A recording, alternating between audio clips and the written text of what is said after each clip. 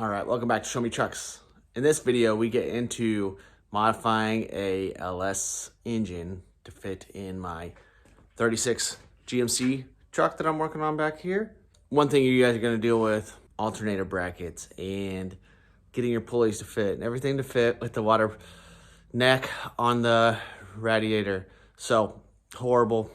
I'll let you know that now. So, let me show you what I did to fix the problem. All right, so here's some amazing drawings to kind of show you what the issue was. This is your crank pulley water pump. This is your tensioner, so this one moves. This is my alternator. That's all from a truck Generation 3 setup. Okay, so usually you have a power steering down here, and so your pulleys go different. You'll have a tensioner up here. So I don't need that. I don't have power steering on this truck.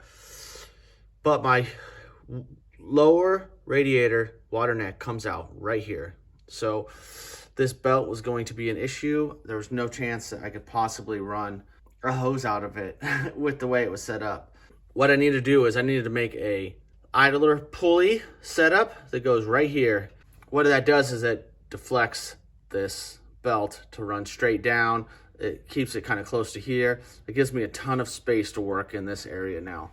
But to do that is a royal pain because there's all sorts of different surfaces you have to deal with. So here is my alternator bracket that I made out of the original bracket and just cut it to death and sand everything down. It's aluminum. That way everything mounts up to the cylinder head the same.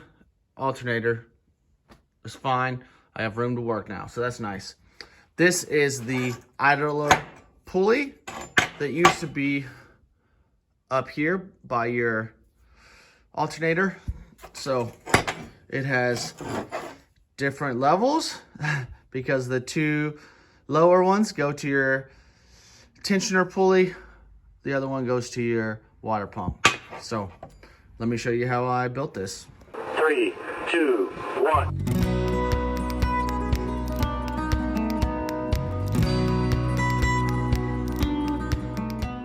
So this is a bracket. You know, your alternator sits up here. Power steering would sit over here, and then you'd have a idler pulley right there. I need an alternator bracket. I was gonna try to make one that looked a little more old school, but I am not going to do that anymore. I think what I'm gonna do is, I don't need any of this anymore. Definitely in my way. So I'm gonna cut everything off here, cut the bottom off, cut this corner off. Probably smooth some things out, try to make it look not so bulky and gross, but that way my alternator is spaced correctly. It bolts with these three right here.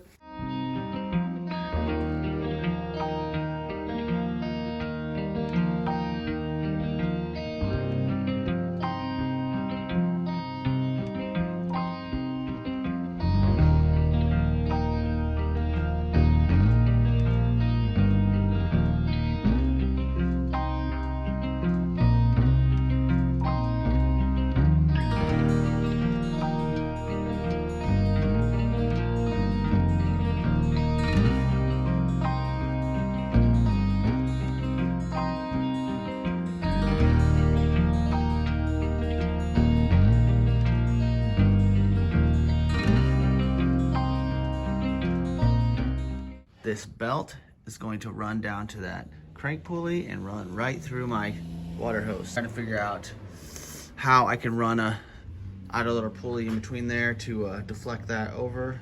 Kind of sucks. I really didn't want to make another mount. This is a idler pulley, and usually it mounts right here, but I don't really care about this to this angle, so I don't really need that there. I do need it right here. Basically, it's gonna run over the top of that and down where my thumb is at to the crank pulley on the bottom.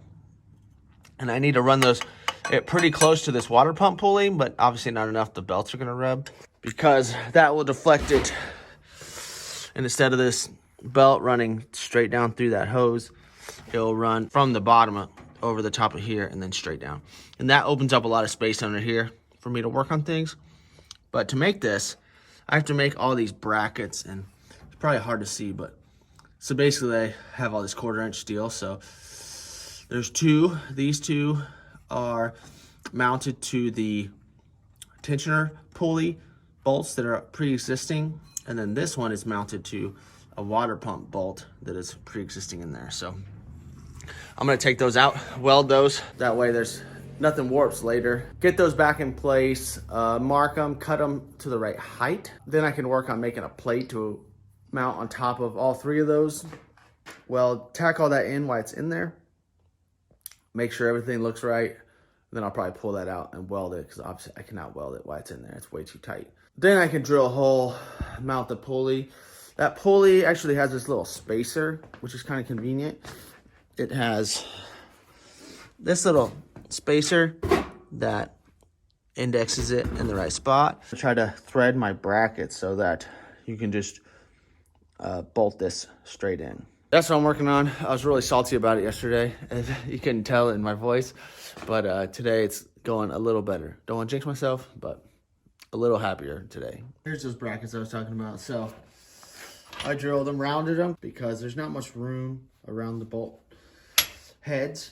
If you don't cut all the way through, whenever you bend those up, it stays attached, so you can kind of mess with your angles a little bit more. This one's obviously longer because it sits deeper down towards the block. I'm gonna weld these up. Like I said, if you weld them now, whenever you weld, it will kind of move that angle out. So you don't want to tack everything up and then weld it and then try to get it all to mount back up. So weld that, grind it all flush. To show you how I'm doing this. So like I said, this is the mount that the puller was on. So this flat 1/4 inch is straight, and so I ran it down to my tabs. Hopefully you can see those, and had to use a ruler, some other stuff off that flat surface to mark the tabs. But then I'm also going to need to cut the 1/4 inch back off of those, and then once I do that, I'll put these back in. I'm going to make a little round piece that goes on top, and then I'm going to mount it to this bracket. That way it's on the same plane, and then hopefully I can get in there enough to tack that all in place. That way I know it's all sitting flat and lined up, and then after that I'll do a bunch of measurements to make sure that it's in line with all the pulleys, because if that's crooked at all, I don't want it to have any chance of throwing the belt off the pulley. Like I said, the bracket sits up in here. I don't know what you can see. So now what I have to do is I have to set that pulley in place, figure out where it needs to go so I can figure out where to drill that hole. But the way I was doing this is, if you set this flat against this surface and slide it down, it lands right here. So I needed to know that it wasn't cockeyed or anything. And the other good thing is, it was slightly off just from welding, and so you just kind of grind the bottom of the pads and it will let you tilt it and move it around. So that's how you do it, unless you got a CNC mill and want to do some crazy stuff. So now that I know that that surface is correct, I can figure out exactly where I want to put that pulley. It's probably gonna have to go a little lower because I want a gap. You need twice as wide as the belt, you know, that way it can run and not touch. This one doesn't move like the tensioner one does, but I need to get it in place and then know that the tensioner can't go that far over. So I need to actually open this side up so the tensioner can move correctly. Then I can drill that hole, tap it. That's what that bracket looks like. Grinding it down, I tap this. So it basically sits like this. That's that bracket all cleaned up. New setup for the idler pulley. Like I said, it's close to the water pump, but it's not touching. Obviously, my belt is not tight or anything right now, but it just opens up a ton of room down in here so I can get a hose out. And then this side, I had cut a bunch of this out. That way I can get my hand in there, because the plan is to probably put my coils down in that hole. I don't have anything down there because the power steering's gone now. So that is the work you have to do to get all this in place. So this door striker setup has obviously been used a little bit. So I got this new replacement piece. So I'm gonna drill those holes out, get this in place, make sure it sits right, and then weld it to the door. I'll just try to brush paint that later to try to get it to match a little bit. You know, I'm sure it's gonna stand out, but it's better than that, because this lets the door kind of sag. It's not kind of sitting in the right spot. And since it is the driver's door, I want this to be correct. Top part fell off pretty quick. Didn't even drill those holes out that great. This is definitely harder than I was expecting, because these are recessed in there.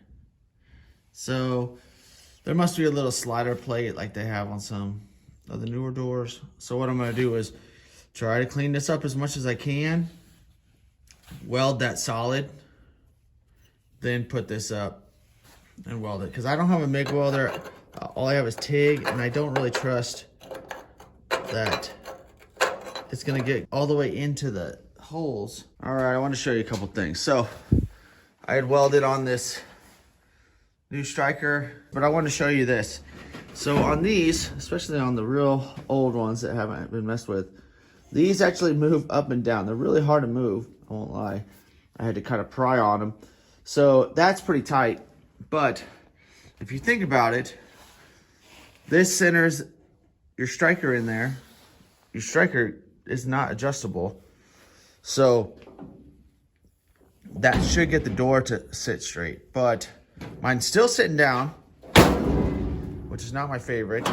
But my big issue really is this striker little pad has 2 screws. Mine's stuck in there. So this one is spinning, but I might have to get to the backside. I don't know if there's a nut on the backside, but it's not coming out. But this striker is worn to death. It's supposed to be like a 2-step. You can kind of see that on the top. And so you can order a new one. So I went ahead and ordered that. Because it's so worn down, it doesn't want to catch my latch, which is being an issue. So it's really hard to shut the door and get it to stay. So I'm gonna continue to try to pull that off. When that comes in, I will put that on. Hopefully that lets it snag. But I wanna make sure it has the 2-step. That way, if your door opens, hopefully it catches on the second. But right now, you have to wholly close it. I might end up pulling this off and putting a spacer in.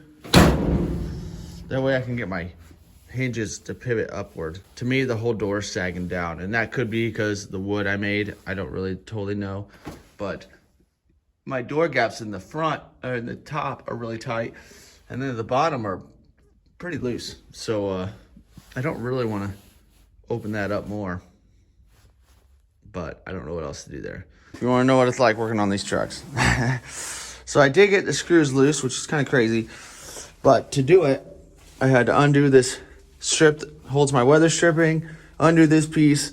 You can slide it back a little bit, but not too far because it hits down here. If not, you'd have to take your freaking windshield out. Pass, because that sucked getting in. So luckily, I made enough room. There's nuts on the back side of here. And now that's loose. And it's coming out. This is what that piece looks like. Hopefully you can see it in the light, but it's supposed to be stepped like that, and it's worn out. So I ordered one of these. Well, I also want to show you, these are slotted, so you can't adjust it. So I'm assuming over the years, it had pushed this back too far. So you had to shut this door crazy far. Another thing I did is I got the hood off. So now I can start getting in there a little more. But one thing I wanted to address, just to get it off my list, was I had hand stitched this weather stripping, if you hadn't seen. This is old style like they had. So if you've never dealt with these have a wire in them. And so at least all the wires were there, which is nice. And what they do is there's 2 holes here. So you run your weather stripping past, you run that wire through and then back through this hole. That way it holds it, and then you run it all tight all the way down to the holes down there. And then there's these little hooks. So you want all that as tight as you can get it. And then these hooks, once that's in and tight, you tighten those, and that pulls and puts tension. Well, I had set this up wrong because I didn't understand that. These hooks look like this. I don't know where the other ones went, but I only had one. And I wanted nice threads on these because I don't want these to be issues later. So instead of buying the $20 hooks that you can get on the filling station. I spent $3 on these hooks. So I just gotta cut them and bend that corner around a little bit. They're about the same height and everything. Bend that around. That way I have nice threads. That way I don't have to worry about this thing catching a thread and spinning and unhooking off of this wire. So here's the other ones. There's 2 on the grill piece and then 2 up on the hood. Well, that's what I was talking about. You have to cut in there, run that sideways.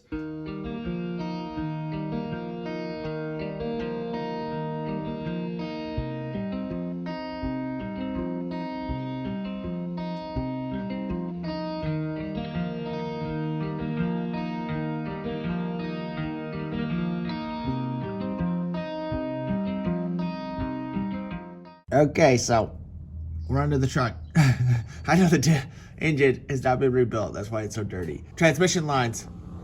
So these are the ones that came with this engine. And because they kind of already ran them, I use them. They're 3/8. And then I had to cut them here, which is, there's a mount that I made out of some 1/4 inch. And then I threaded this machine screw to go in, already threaded, so I can run a bolt. So now I have some unions that are gonna run here, and then I'm gonna run it up to the front. I might have to cut this a little shorter. I just gotta see how far my unions stick out, because I still am hoping I have space to run my heater hoses up through here. And then I have to reduce this down from 3/8 to 5/16 to go into the transmission cooler in my radiator. And hopefully it still leaves me enough room. I kind of have to plan out my routing so that my water line has some space. So trust me, a little tight, but it's getting there. Now I can pull these lines back off. If you never dealt with these, the factory lines are like a press in, and then there's a clip that holds them in place. To wrap up this video, I just want to show you these transmission lines. Like I was saying, I ran them to here. I made that little bracket, and then I ran these unions, and then I bent up this crazy setup up here. And I know it doesn't look overly complicated, but the first one is a horrible bend to get.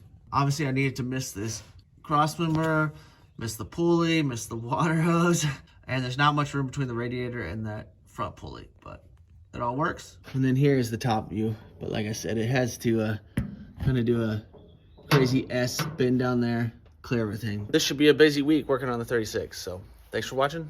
Later.